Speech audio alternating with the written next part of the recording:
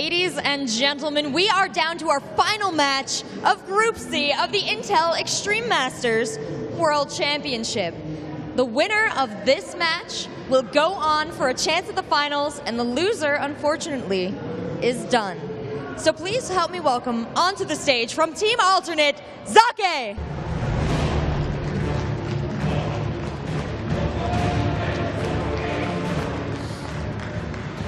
And joining him, his opponent, Sting.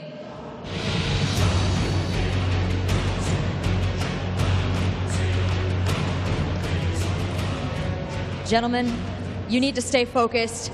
I won't ask you anything. I will only wish you luck. Please shake hands. Best of luck to both of you, and best of luck to our analysts as they take on this final challenge today. All right, guys, the final best of three here in Group C even of the Intel Extreme Masters World Championship.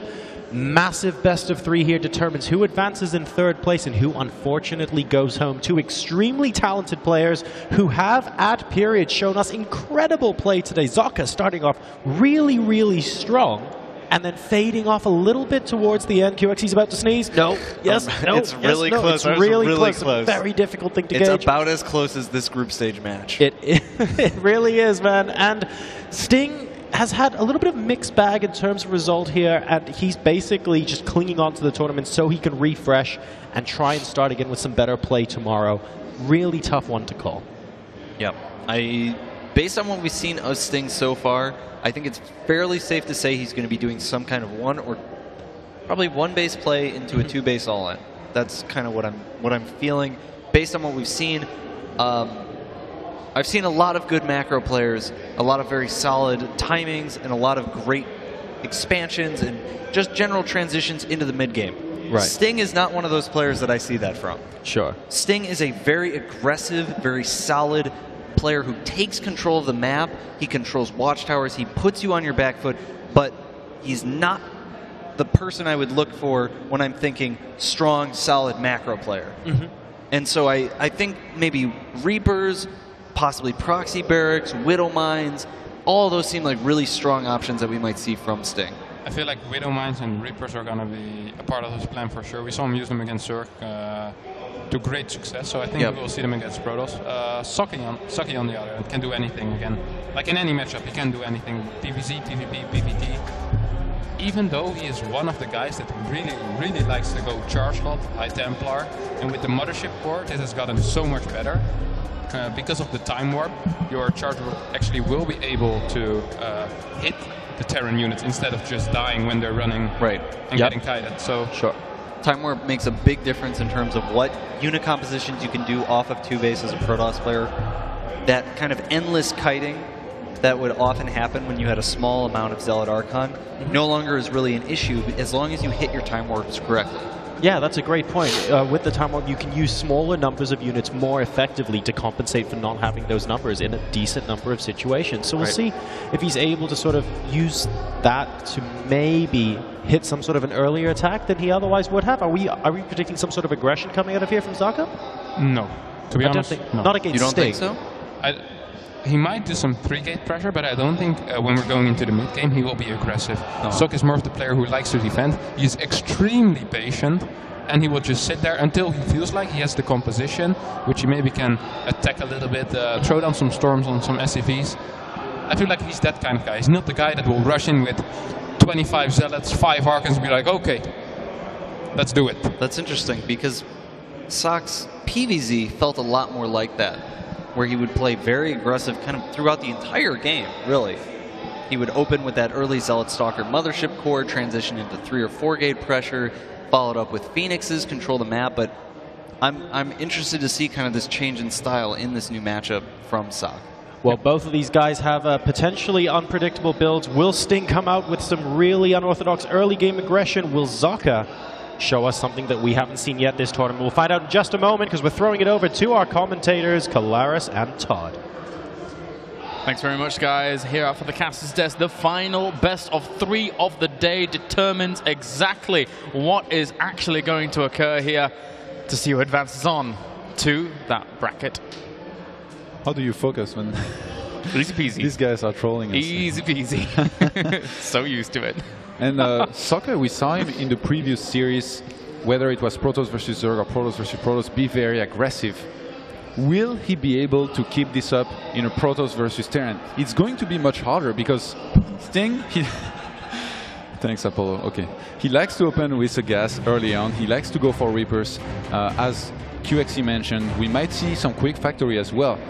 If you play too aggressive, if you're outside of your base and you get caught off guard by an aggressive Terran, let's just say it's not going to go well for you. You might lose a lot of probes, he might wreck your economy, and then you're going to be in a lot of trouble. So Socke is going to have to be very careful here, and he's going to have to scout early on and adapt very well to what he sees. He's going to have to play diligently here, and that man spawns down in the bottom left-hand corner here as our blue Protoss. He goes by the name of ATN Socke. And spawning up to the top right-hand corner, the man who's looking to put on the aggression, one would think. He goes by the name of Western Wolves Sting.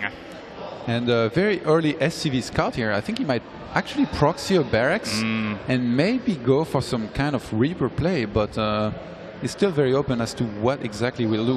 We do not see a second SCV being sent out, so it's not going to be a double barracks proxy. I think it's going to be just one, followed by gas most likely. And you know, this can be very strong, as I mentioned. If Socke is not careful, he might be caught off guard here. Is Socke going for a scout? Yeah, I think so. Yeah, it seems so, but it's going to go straight across the map towards his opponent's base. He's not going to be able to spot that barracks just yet. He will see the gas and then check around for a barracks and be like, wait a minute, what's going on here?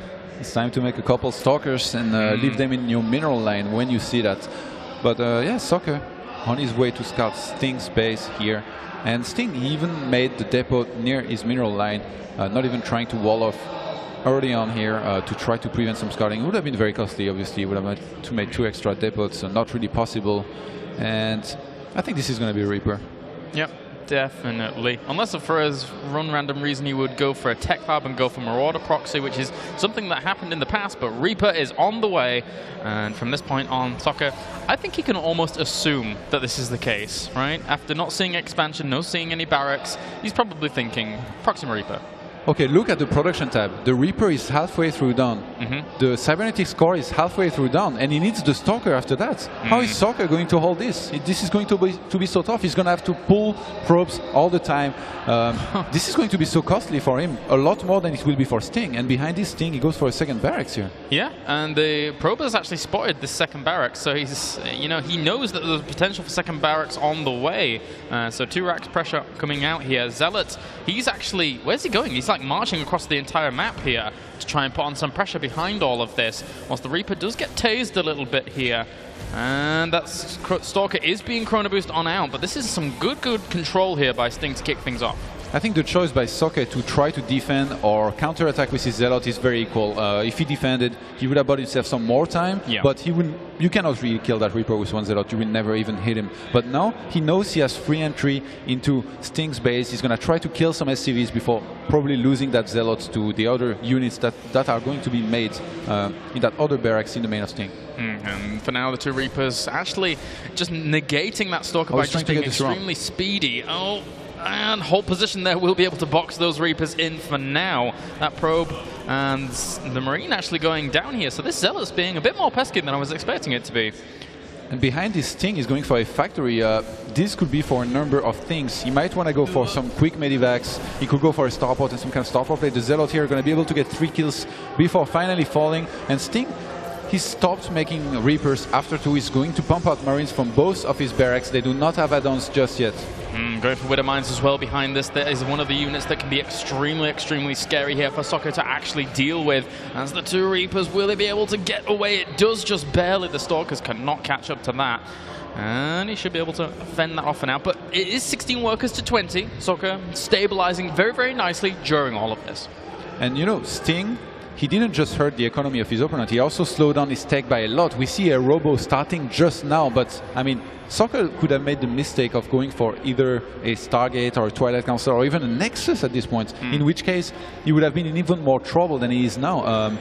Robotics is really going to help against those mines. Obviously, we see a nice detonation here on one of those zealots. And I think Sting is just going to want to look to do that marine plus mine aggression. And this is very, very nice here by Socke. He realizes that the Widow Mine has been used up for now, so he has a window of time where he can do a little bit of damage with these Stalkers whilst that bunker does go up at the top of the high ground. And with that, catches a few Marines and 1 or 2 SCVs as well. So a nice little poke there by Socke, but he still has to be prepared. And I think that Zealot is going to be used to soak up that Widow Mine. Yeah. The window you talked about is 40 seconds. Socke timed it very well. He pulled back, he sent a Zealot in there to die on that mine, and then he went back up in there to try to do some damage to Sting. But Sting, with the very nicely placed bunker, will be able to defend for now. And as soon as we see a Medivac, I think he's going to start boosting it towards the base of Socke to try and do some damage to his economy. I'm wondering if he's going to pick up a Widow Mine with this, what the SC is. Okay, so the great thing for Socke is now that he has his Observer already out, he should be able to fend this off. And Socke, he actually saw the starports. By going up the ramp, he had enough time to see the starports, so he knows this is coming. He's going to start warping Stalkers near his mineral line. He's even going to get a Mothership Core. This is not going to have photon overcharge on time, but having those Stalkers here in position already, he should be able to defend this. As that Medivac does enter the fray here. Ignite Afterburners will be able to actually make this Medivac super, super fast, but he's going to drop the units here. That Widow Mine is going to enter the mineral line. He almost pulled probes off there to try and make that work out, but everything runs away from the Widow Mine, and it gets picked up and the Afterburners out of there. So a nice save there from Sting, but really not cost-effective in its aggression. And you saw the probes headed for the mine. I thought he was going to try to kill it before it blows up. That's very risky job here. And look at this, the second Medivac actually full of Widow Mines here with a few sprinkling of Marines in that. So constant aggression here from Sting, ferrying things back and forth, trying to find a spot where he can burrow Widow Mines and make it very, very hard for his opponent to establish economy. And behind this, he's going to go for some tanks just to be safe, and he's going to go into bio, so no mech play here. He's getting his command center a little bit late, but he's been putting on some pretty good aggression so far. Those Widow Mines going to burrow in that mineral line, so that's going to make it very, very pesky for him to actually mine from this location for now. I like, oh dear me, you're losing 2 Stalkers at any given point in time. He even picks up the ones that have already lost charge, just to make sure they don't die. He leaves the one, and I think Socke might not be aware of that. If he sends some probes, if he transfer probes there, some of those might get blown up, but Socke is just going to double check. That's so smart. He's going to send the Observer in there. He has to be careful. He might get too close. Oh, Sting! Last second save there, picking that Widow Mine up, really not leaving anything to chance. But look at these Stalkers just actually poking on forwards. Are they going to be able to get anything done here? Yeah, they were stuck in a corner here. The only possible exit path was used, but 2 of them will fall to this Marine tank force. Actually, Socke is getting back in there. Yeah, having a little bit of a look around, see if he can catch any Marines at all. Will catch 1 or 2, so not too bad a trade there, but losing the pylon in turn. Medivac on the way back with those Widow Mines once again. All Socke's units are actually out in the middle of the map, which this makes this really annoying. But Photon Overcharge goes down, trying to force this away, trying to focus down the Medivac. Will he take it out in time? It's so close, just barely on the edge, but catches it with the Afterburners. And the mine is trying to get away, but will get picked off as well. And nice defense. I did not expect this. When I saw that Medivac coming, I thought this will do a lot of damage. But Socke, he transferred probes, he used the Photon Overcharge really well as he had to. And he's been able to defend better than I would ever imagine was possible so far. He's only lost in total 7 workers. Yeah. I don't know how, but when I play against Terran, I have a lot more losses at this point in the game. And Socke is going to go for a 3rd Nexus. That's very early considering what happened. And I must say, from our Terran side of things here, I'm so impressed by the fact that Sting is constantly using the Afterburners. Time and time again, he's tuning in the streams. Whoa, but it gets intercepted there. He will have to Afterburner away. But you see, Terran is just like not utilizing it. Like, why not? It's a fantastic little tool to be used there, and it only makes it super, super strong to actually go for that kind of aggression. And Socke is starting to pump out some Colossi. He's going to get the first one in a second here. But behind this, I thought he would throw down double Forge, but he went for 1 Forge and 1 Twilight Council. So we might actually see 2 Colossi without range into Templar Archons with Templar Archon Zealots with charge. Since he hasn't started the range yet, I guess, never mind. He starts the thermal lens now, and he's actually, I'm guessing he will take his gases pretty early on his third, because he's going to need a lot of gas if he wants to do everything at once, but he's going to face a very strong push here by Sting. Very strong indeed. Currently it has 1 Colossus, 5 Stalkers and 1 Sentry and 1 Mothership Core against 25 Marines, 6 Marauders and 4 tanks, along with medevac accompaniment there. So this is going to be really, really hard for him to hold if he stims up. Oh, but stim is actually not done yet. Force fields go down, trapping a lot of those Marines on the side. Photon Overcharge helping things out quite a lot here. But this is not going to end just yet. Yeah, Photon Overcharge is good, but is it that good? Apparently maybe, because Sting is sieging. Is it to go forward or backwards? It looks like it's to go forward right now. Wow, that Photon Overcharge actually reaching one of those tanks at the very, very cusp of its range there, so we'll be able to take that down. Good focus fire actually there from Socke, but at the same time, this army still very, very strong, and now it does have stim. He could even utilize that. There he goes. He's going to try and catch that Colossus. Will he be able to take it down? He's going to catch the one at the very back, and he catches the second one. Socke is in a lot of trouble. And a couple of those tanks were behind here, not being able to attack the Nexus.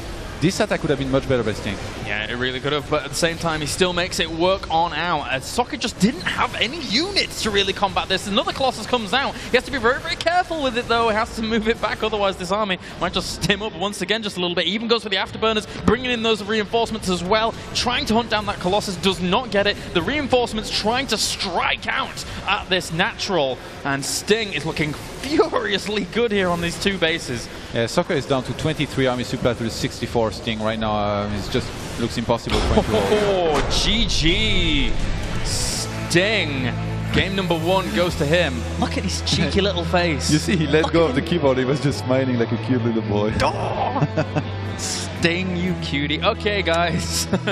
Anyway, yeah, who knows? Who knows? So we are now going to send it up to the analysis desk for Game 1 with J-Shark, CXQ, and Harlem Shake. Wow, thank you very much, guys. That was a pretty cool game number 1, and I have to say, first and foremost, QXC, you pretty much called everything that went on in that game. Reapers, Widow Mines. Yep. 2 base all in. Yeah. Sting is very good at what he does, but he kind of does a similar thing, it seems like, in all of his matchups and all of his games. Well, he's opened this aggressively. I mean, previously on Cloud Kingdom, we've seen 2 axes from him. He's Proxy Reaper, okay. He's still open with this very, very early game aggression. It's very much his hallmark of his style of play. What would you say that Socke could have done to maybe better counter what we saw at Sting there? I felt like the biggest thing that needed to be altered from Socke's point of view was the Widow Mine defense. The Widow Mine drops just did far too much damage. They gave Sting way too much control, and they set him up really well for the 2-base attack that came after, a couple minutes later, with the tanks and the Marines and Marauders. Sure.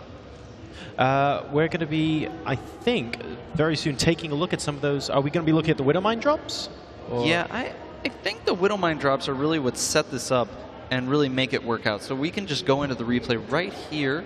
Yep. All right. Let's take a look, guys. This would be the Widow Mine drop into the natural, where we had a lot more going on. Yep. And Sting does a very good job of microing these Widow Mines. I was really impressed by his ability to pick them up and save the ones that were low on health. Yeah, this is actually the one where he does lose. Oh yeah, no, this was the wrong drop. Yeah, it was the previous one, actually. Just pretend really cool things happen there. But no, the previous drop, that said, in that game, there were 3 Widow Mines that got put behind the natural expansion, and 2 of them got out. The third one was still trapped behind, or maybe he wanted to leave it there just in case his opponent thought, oh, all the Widow Mines are gone now, and like a probe transfer might just carelessly get put back. That didn't happen. An observer came out to take a look at what was going on, and he spotted and almost killed the 3rd Widow Mine as well, because Sting's micro with those drops was pretty good. He kept saving Widow Mines. Yeah, he did a really good job. He denies the mining time, kills a couple of probes here and there, and then Socke he tried to punish Sting with those Widow Mines by sending his Stalkers to his base and the Zealots. It was a bit... It was weird. Yeah, he had an observer there. He saw what was happening, and he still went for it, tried to snipe the Widow Mine, lost 2 Stalkers, and warping in Stalkers this early in the game costs a lot of gas, and as a Protoss, you don't really have a lot of gas. You want to put your gas into upgrades, into your thermal lens, into your Colossi, basically anything but Stalkers. So if you don't need to build them, don't build them. Yeah. And yeah, I guess you kind of summarized it really well. Yeah, I also felt like maybe Colossi weren't the best option against tank-based play. Yeah, he did see the tanks coming out. It seemed like it would have made a lot of sense to just go straight into charge a lot of Immortal play. Yeah, I think charge, but he already had the robotics video. Ah, well. Game 2? Yeah. Yeah, exactly. Let's see how things switch up here in game number 2, guys. We're going to be heading in now. The players are in the lobby. I'm going to be throwing it back over to our commentators, Todd and Boromir.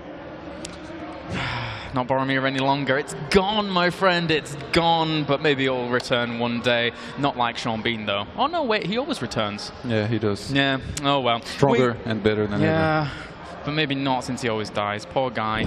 He's like the Silent Hill movie was one of the only films where everybody else died, spoiler alert, but he didn't, basically. Anyway, guys, jumping on into game number 2, as we have Sting here looking to take the victory, looking to advance on to the group stages during Friday and Saturday. Sting and Socke here, poised and ready to go. Let's jump into Entombed Valley.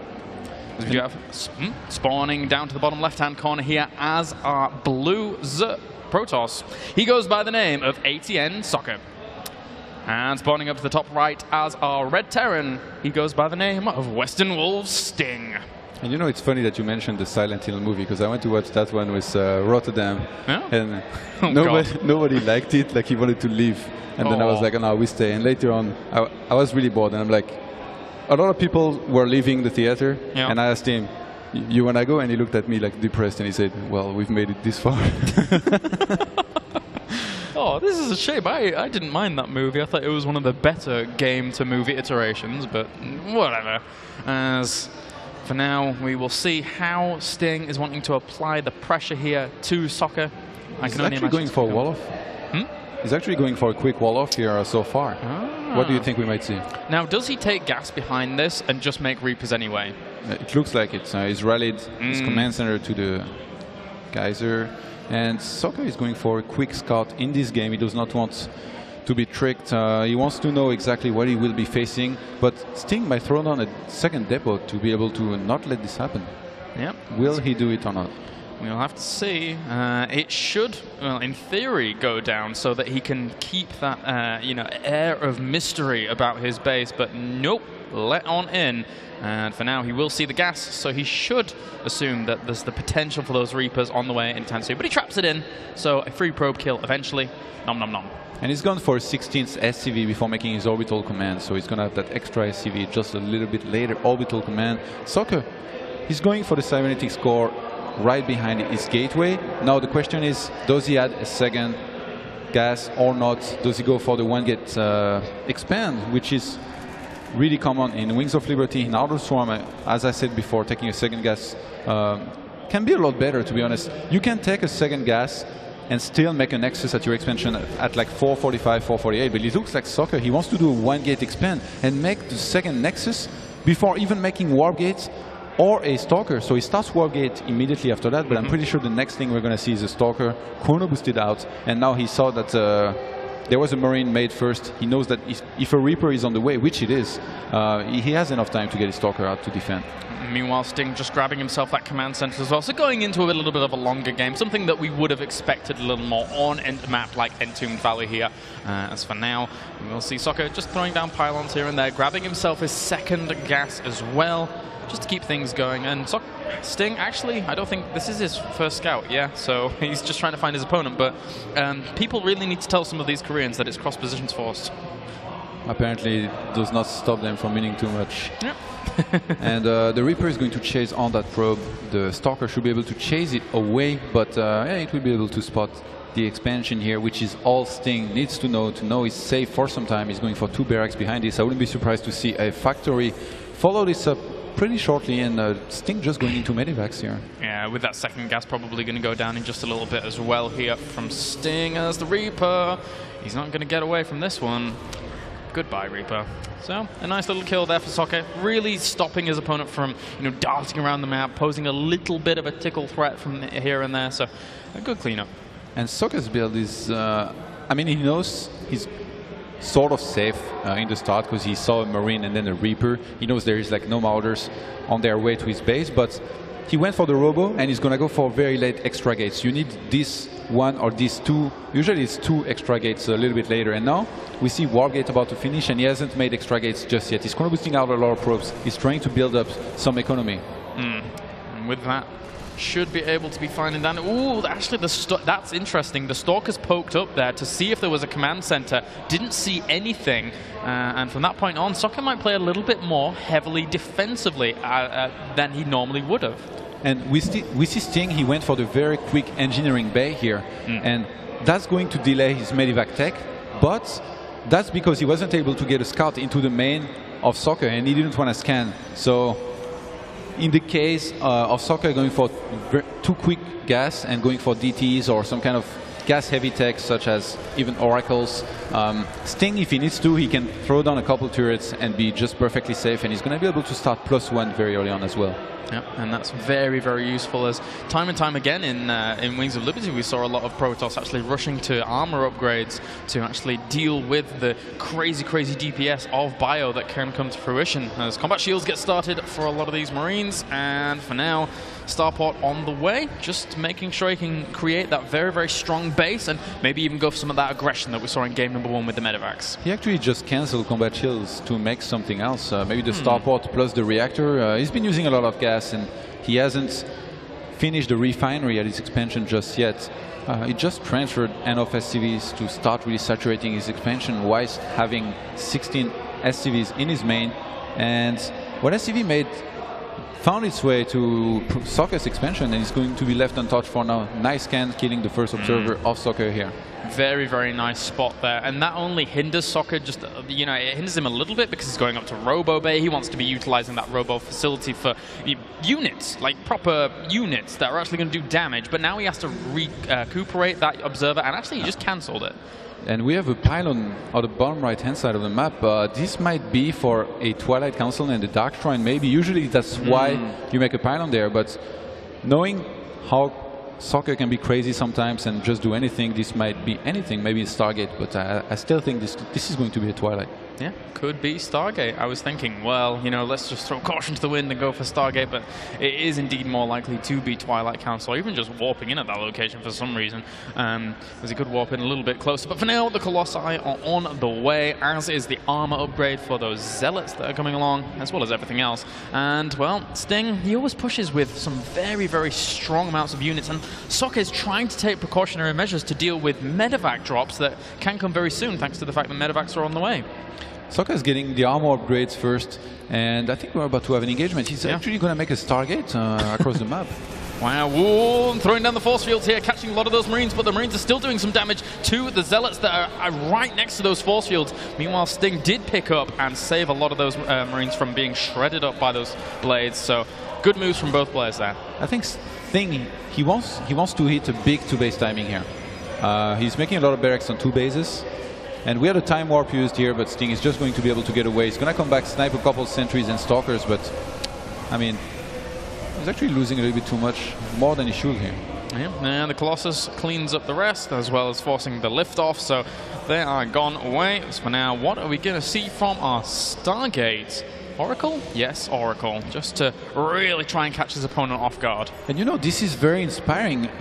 In my mind, when you go Oracle, you have to open with it and you have to go into your opponent's base and try to do as much damage as you can. But what Socke did was very smart. He scouted with his observer, he saw there was no turrets anywhere, and he knows that if he goes for 1 Oracle, just 1, and he can kill around, say, 10 SCVs with it, which is likely if there is no turrets at this point in the game where the Terran is not in his base, this is going to be worth it. So that's very smart. Potentially, that could be very, very strong indeed, but he actually stims up here, trying to close the distance between some of these units, but 2 Colossus is just too much here for Sting to really penetrate the defenses of his opponent, and he should be forced back for now, but he actually catches an Immortal. Bye-bye. Well, Socke has not put any effort into scouting the third of Sting, and if he would have done that, he could just cancel his own third and just know that he has to mass as many units as he can to be able to basically defend what Sting will be throwing at him all the time. Look, this is going actually for a second Oracle here, so I guess he's just wanting to go in with both Oracles at the same time and really decimate a mineral line very, very quickly there with double. As he goes for Zealot Charge now, as well as +1 weapons actually there. So, but Sting did get a great cancellation of his opponent's Nexus, so good moves there. I like the vocabulary that you use. Sometimes disintegrate, sometimes decimate. Thanks. Perfect words to describe the situation if this Oracle finds its way into those SCVs. Yeah. Vaporize. We can use a lot. Anyway, for now we will indeed have Sting here. Moving up where there are SCVs in this.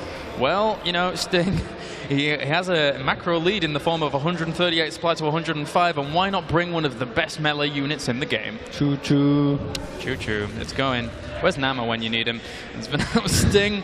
Looking to push up into this location. There we go. Photon Overcharge on the way. Needs Guardian Shield as well. Some good force fields, but that's a ton of damage being dealt here by Sting, trying to take out this fortified position very, very well. One of the Colossus was actually stuck in the back here whilst the Vikings are still working on it. They're going to take down one of the Colossus. There's only one left, but meanwhile, the Oracle's looking to do some damage, but I don't even think that's going to matter. This bio rips Socke apart at his natural, dealing massive amounts of damage, and Sting is on the warpath. And it looks like Socke is down and out. Yeah, I think Sting just has too much here.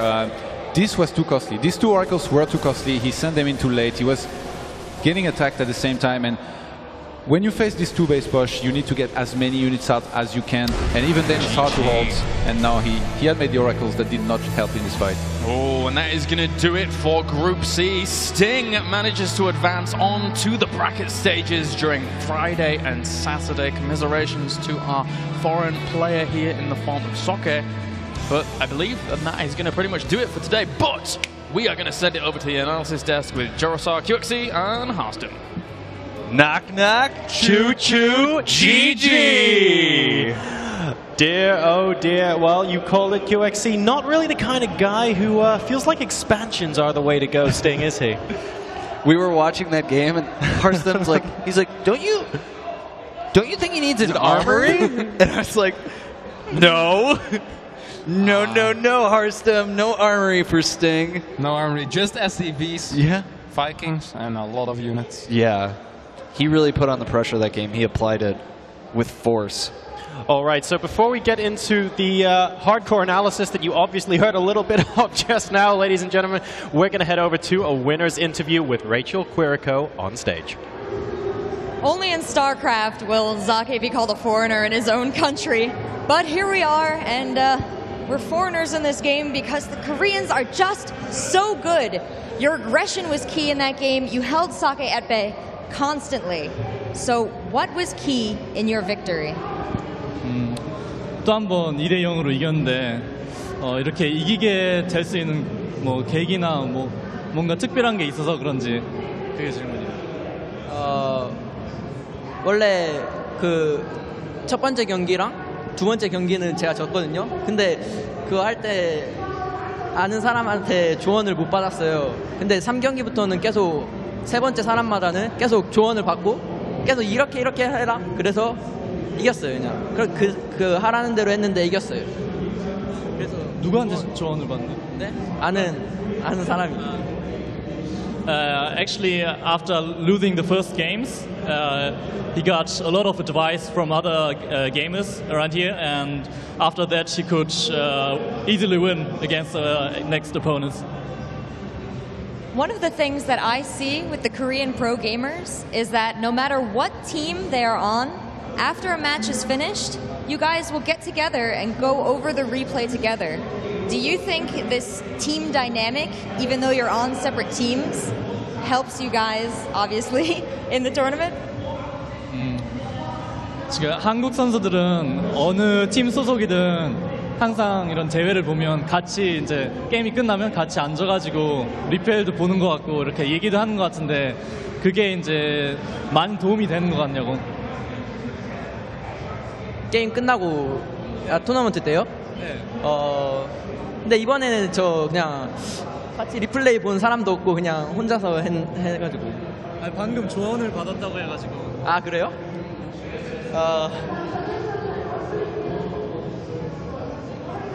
여자친구한테 조언 받았어요. He didn't tell me who he got advice from. I thought that it was the gamers, but he actually told me now that it was his girlfriend. Your girlfriend is pro at StarCraft 2? 여자친구가 스타2를 하냐고 물어보네요. 네, 조금이요. Yeah, a little bit. Well, is there anything you want to say to her? Is she watching right now? 아, 지금 보고 있는지, 말하고 싶은 거 있는지. 그냥 조언해줘서 고맙고, 네, 조언해줘서. He's just thankful that she get him advice. What a great girlfriend. How awesome is that? Well, I'm going to hand it back to you, analysts, so we can take a closer look at that game. And when I come back, we'll talk about the rest of the matches this week. That's right, guys. Thank you very much for that, Rachel. We do have the rest of this game to take a look over, and there were a number of interesting talking points, not the least of which was the hidden Stargate producing oracles in the bottom right-hand corner of the map. QXC, you had something to contribute on that. Oracles are a really good unit when Marines don't have combat shields or stim, and they become much, much less good once those things happen. Particularly once the Terran player has enough income that they can easily throw down a turret or two and not really impact their production. When the Oracle hits at 530 or 6 or 630, putting down an eBay and a turret is a significant investment for the Terran player that can set behind your build and something that you really don't want to do. Or if you do it, you have to cut production. An Oracle at this stage in the game, at the 10 or 12 or 13 minute mark, is just not a very effective investment in terms of, especially when Socke was trying to hide them and do a lot of damage with them. Combat shields with Marines, they take 3 hits to die, so they're much more effective rather than the 2 hits that they would normally take without that upgrade. You can throw down a couple of turrets, you can pull SCVs off the line, and you'll still be able to constantly produce more or less. Okay. I want to defend Socke here a little bit because I feel like Socke thought it was going to go to a longer game. Sting didn't agree with it, though. Socke, I felt like he really wanted to take the third base himself, get 6 gas. If you have 6 gas instead of 4 gas, Oracles aren't that big of an investment anymore because you basically have 50% more gas income. If Sting wants to go to 3 base, losing 10 SCVs is really big. If Socke gets 10 SCVs, I wouldn't have done it, but I can see the thought process of Socke. Yeah, I guess it didn't work out in this game. Maybe in another game it would have. One other thing to take note is because Socke was investing so much gas into those oracles, we can see his Colossus do not have range. He's sitting on 1 Forge, which is just starting +1 weapons. He doesn't have any upgrades out of his Twilight Council. He's going into a 3rd Immortal instead of a 3rd Colossus. Like, all of those things lead to this army being so much weaker because of the huge gas investment that's occurring over here. It's 150 gas for the Stargate, 150 gas for the Oracle, 300 gas could be Colossus range and an additional upgrade. It could be charge and additional upgrade. It could be another Colossus and Colossus range, kind of. Like, it's most of the way there. And if Sting had gone for 3 barracks, command center, 2 more barracks, maybe the decision would have made a lot more sense. Maybe we would have been sitting here, wow, the Oracle completely changed the game. But exactly. But in this game, it really just didn't work out. Yes. So this particular moment in the replay as well is where we see a little bit of a push in from Sting just before he decided to pull SCVs in the final game. Sort of moving up the ramp here at the natural, trying to pick off a couple units where he can. But ultimately, this push didn't seem to do too much. Managed to pick up an Immortal at the end there, but he's not going to be able to get into the main. What really is going through Sting's mind when he was pushing up just there?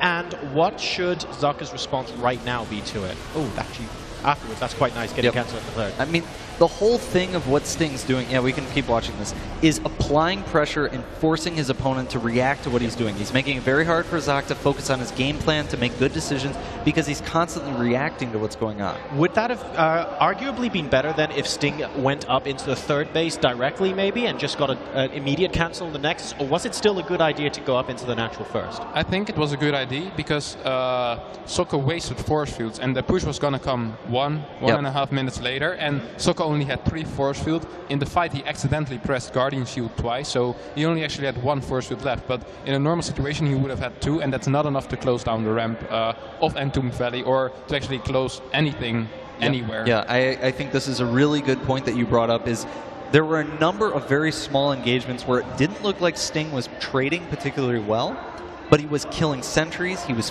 forcing force fields, forcing guardian shields, and that set up that SCV pull so well.